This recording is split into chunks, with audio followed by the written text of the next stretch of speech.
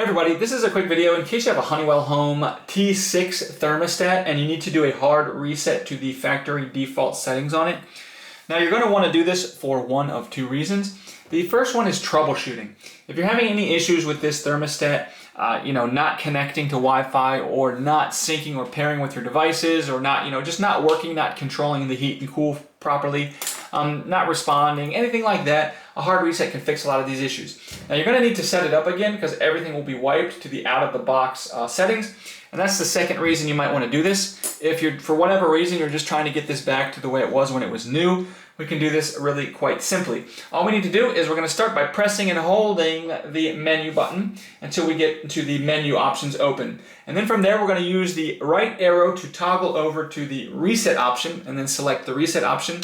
And then from the reset option we're going to again toggle to the right until we get to the factory reset and select factory reset.